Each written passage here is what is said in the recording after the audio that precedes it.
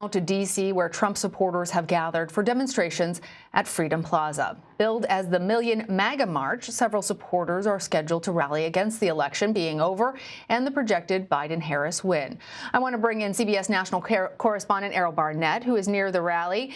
Errol, good to see you. Show us what's going on where you are. Well, Anna, these around me are some of the president's most passionate supporters. This event in Freedom Plaza is billed as one to support President Trump, organized in just the past week as a way of showing force in the wake of his election loss. Now, I can see a few thousand people here. You can see everybody with their flags visiting from places like Tennessee, West Virginia, Maryland, and they're here because they're upset with the projection that Joe Biden will be the next president. I spoke with one of the organizers of this event as I tried to share with her the confirmed information from the Trump administration that the election was in fact secure, and she refused to accept it. And in fact, many of the people here have had social media pages taken down because they're supporting things like stop the count, stop the counting of legally cast ballots. And they're very upset that their pages have been taken down. So around me, you're seeing some of the supporters. I can tell you that I've seen a group known as the Proud Boys, other white nationalist groups and extremist groups that are expected to be here as well and have been promoting their participation online.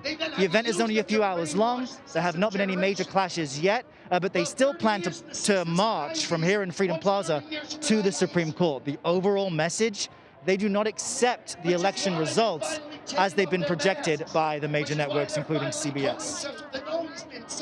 Errol, these are very large crowds from what we're seeing. And you mentioned the Proud Boys, that, of course, being the group that President Trump was asked to denounce in a question about white supremacy, have been promoting this event, that they're involved. I'm hoping you can tell us a little bit more about that. And have we heard anything from President Trump?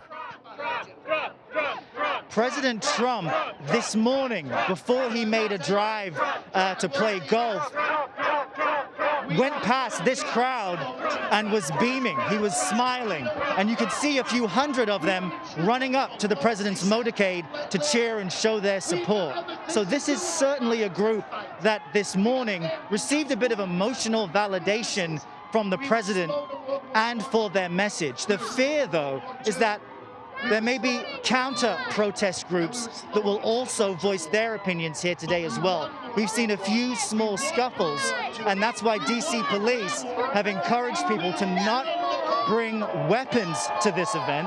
In Washington, D.C., you can conceal and carry, but only with a permit. The police are imploring people here not to bring weapons.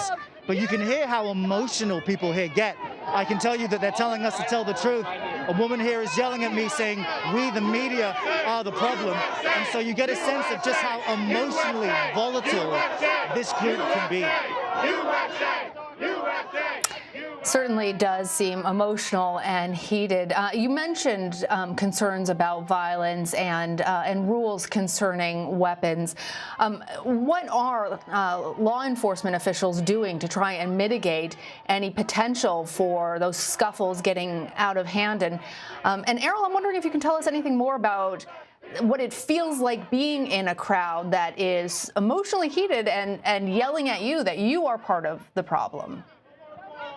Sure. Well, you know, for us, it's just part of the job. But I can tell you that we have had to hire 2 security members to be with us as we move through these crowds. You can see I'm wearing a mask, and the pandemic has only worsened across the country. But as you look at the crowd around me, there are very few people wearing masks. There is almost no social distancing here. So it's just one representation of how some people around the country feel and believe what President Trump has been saying. The question I've asked them is, will you accept the results? Will you accept a potential Trump loss if and when it is confirmed? And the organizers of this event say they don't think they have to just yet. So it's important for us to show this to you and to share with the world what's happening in Washington today, because it is representative of how many people feel across the country despite the election results.